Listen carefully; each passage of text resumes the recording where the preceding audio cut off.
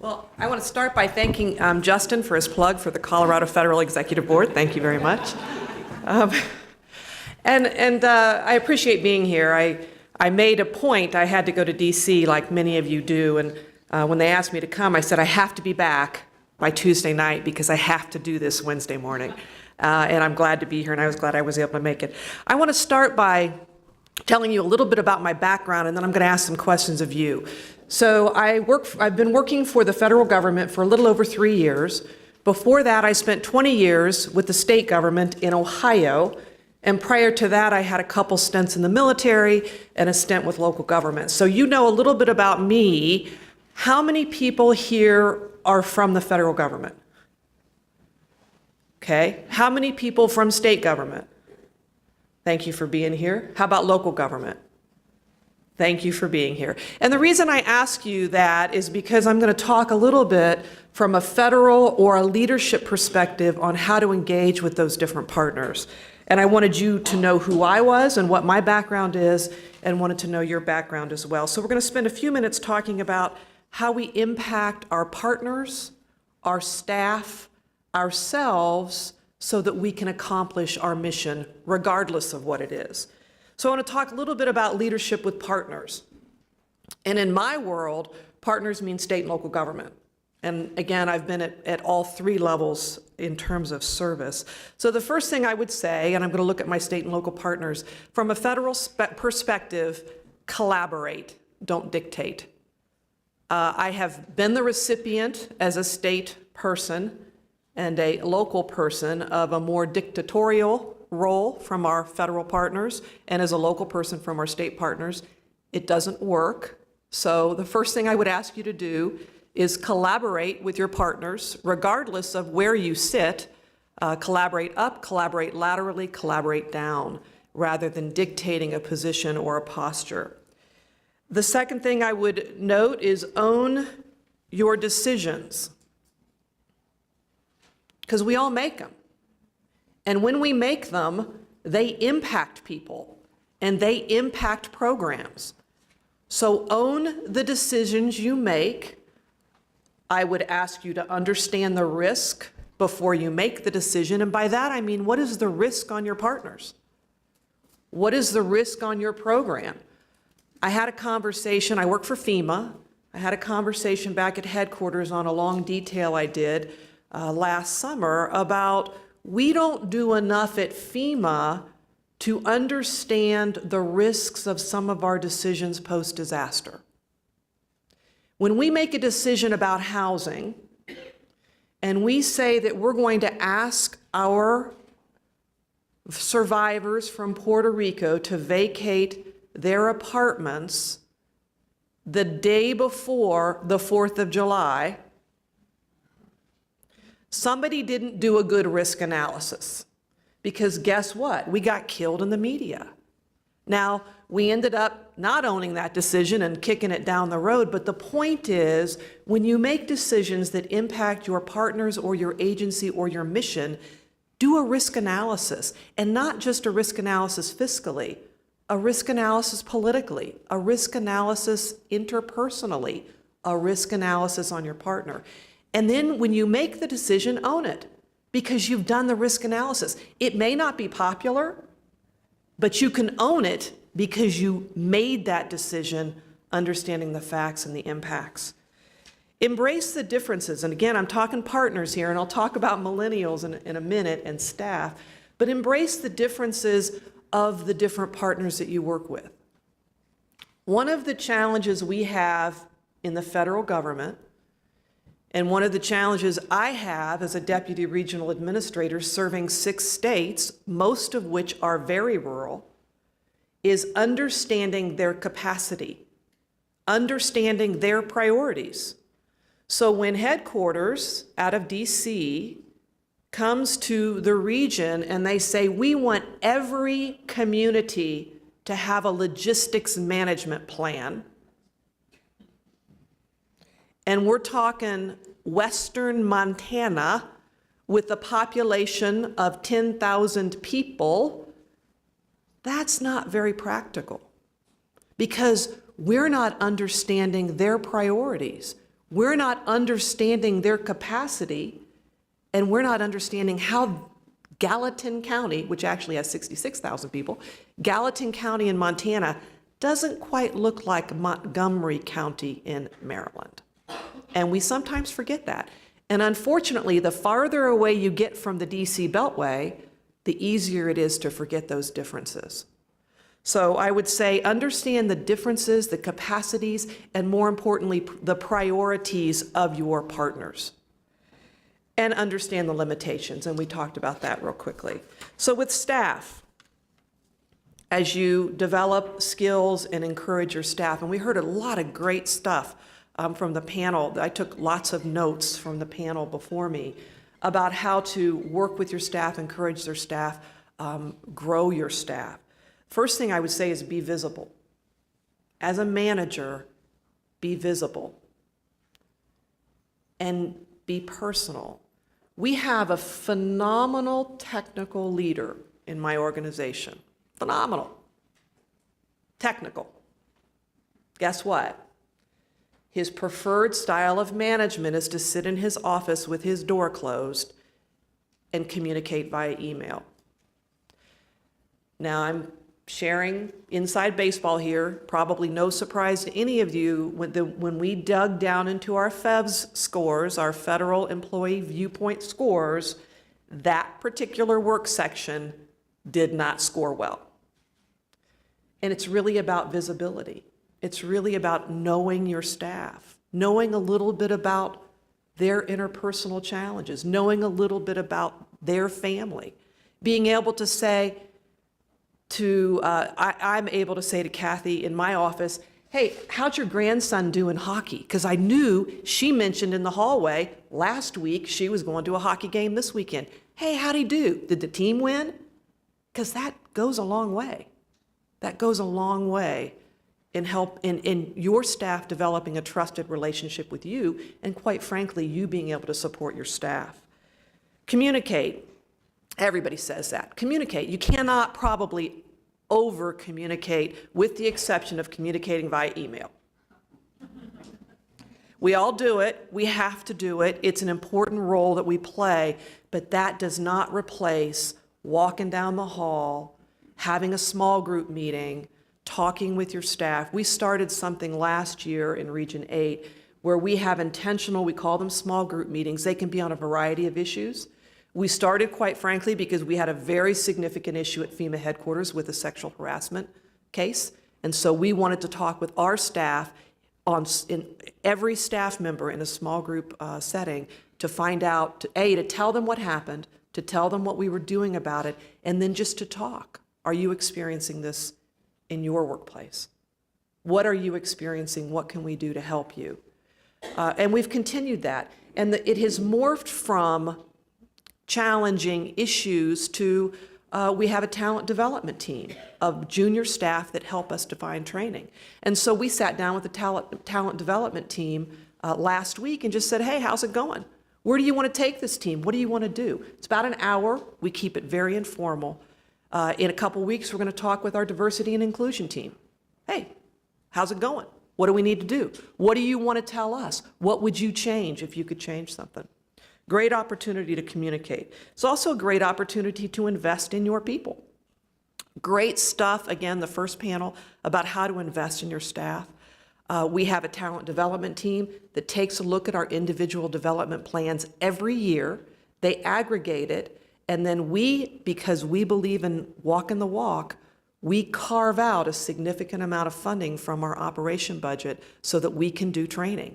And we don't just do training through the federal government. I think Justin talked about looking for different opportunities for training. We send people to training like the University of Denver's Experience Denver Leadership. Awesome opportunity.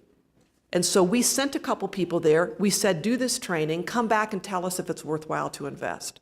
And then we have an application process so people can apply for it. The other thing we do to invest in our people is we have a very robust detail program.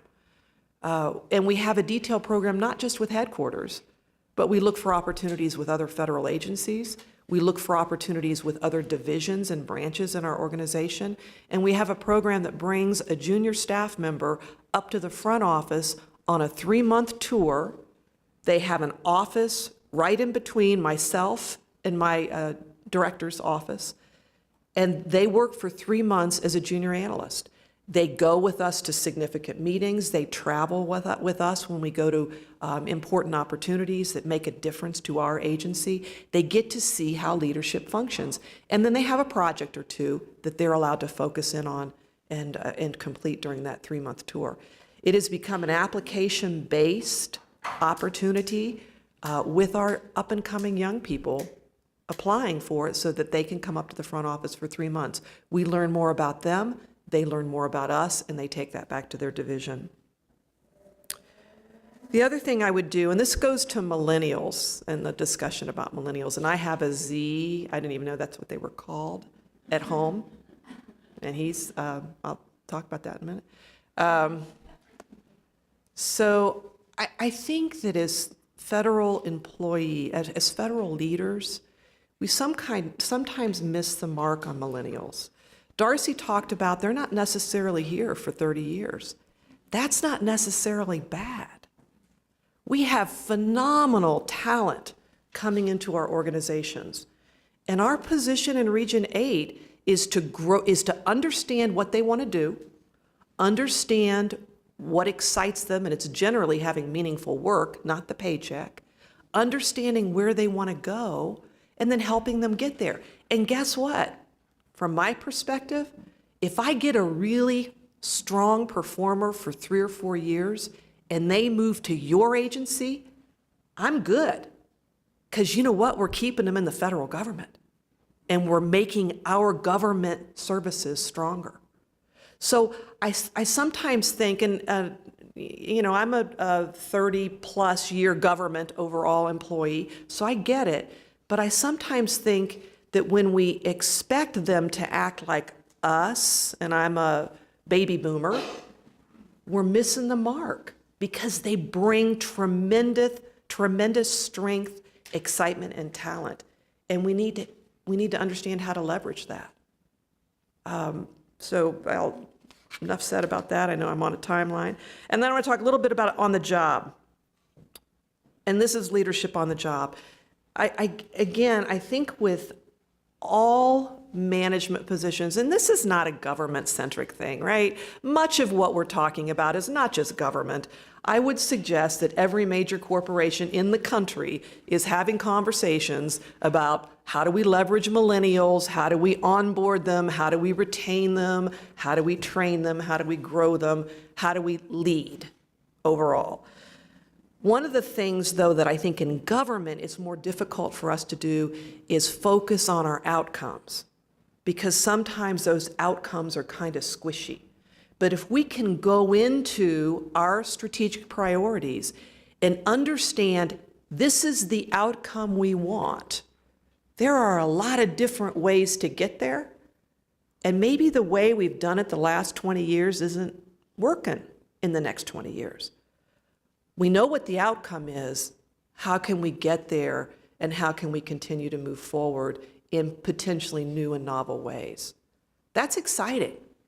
We're looking at leveraging technology when we have disaster field offices, particularly here in Region 8. We used to send tons of people out to the field. Now we're saying, how can we do it different? How can we do it smarter? How can we be more thoughtful about what we do? And guess what? We've got a small group of a multi-generational team that's taken a look at how can we do disaster response in a more thoughtful, economic, technological fashion. I would also say question, question, question. Not in a bad way, but question. Ask questions of your staff. I used to be a little bit fearful. I'm a questioner by nature. That's just what I do. I used to be fearful that I was putting people off by asking questions, and I actually learned over the course of the years that by questioning, I'm showing that I'm paying attention and that I'm interested in what they have to say.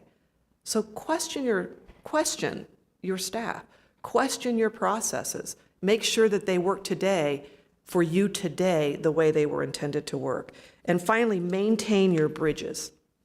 I almost put don't burn your bridges, but that's kind of negative. So I'm going to say maintain your bridges. Understand that who you work with today and who you train today and who you lead up today may in fact be who you're working for tomorrow. But more importantly, by maintaining that bridge, we all get to the same place together.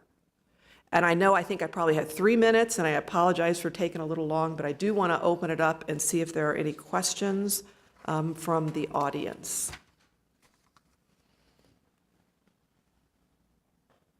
Okay. Oh, yes, sure. I think they want you to use the mic probably because they're recording, right? Yeah. I'm the mic Nazi. I mean, I'm known in my organization as a mic Nazi, so. Just as you were just making your comments, it occurred to me, as we talk about sort of the one side, which is the workforce, and talking about the millennials becoming more and more of the workforce, how do you think about, well, the other side, which is our clients, the people we're serving? More and more of them are also millennials. So wouldn't it make sense to, as you were talking about, pull in more millennials to the table, decision-making, understanding, because they're going to understand more about the folks that you're serving, because that generation is becoming a bigger part of the citizenry out there. Absolutely. In fact, 2 of our youngest staff members, both who came, one through Pathways and one through a program called Citizen Corps, came to me recently after a diversity conversation because we're trying to recruit a more diverse population. And they said, both of them said, we want to be part of that because we think we can do it differently and we think we can do it better. And I totally agree with them. So I think having that millennial population help design programs, be critical about the program implementation, critical in a good way about program implementation, I think is important as we continue to offer our services, because our services have to change to meet our customers, and our customers are changing, without a doubt. I will tell you real quickly, I thought the Gen Z conversation was interesting. How many of you have Gen Zs at home? Or he's a 2000 baby, so he's kind of, on that cuspy thing. The one thing that I've learned about Gen Zs, at least my son, is they're not willing to accept status quo. And they're very aggressive about it. They have grown up with bad news. They have grown up with wars. They have grown up with school shootings. They have grown up with environmental issues. And at least my 18-year-old is somewhat jaded. And so, I think that's something we have to face and we have to address. They're not all sunshine and roses. They are pretty critical of themselves, of our culture, of our government, and quite frankly, of our future. So I think as we look at Gen Zs, we need to recognize that. I would say the end of the millennials and the beginning of the Gen Zs, they have a different level of expectation. I want to close, and I know I think I'm right on time, 1 minute. I want to just close by saying thank you for being here, because the fact that you're here indicates that you're interested and that you're engaged, and regardless of what level of government you work for, you want to be part of the solution. And I think that's why we all choose to work for government, because we do want to be part of the solution. So thank you very much. Thank you for the graduate school for inviting me. Have a great. Need a test.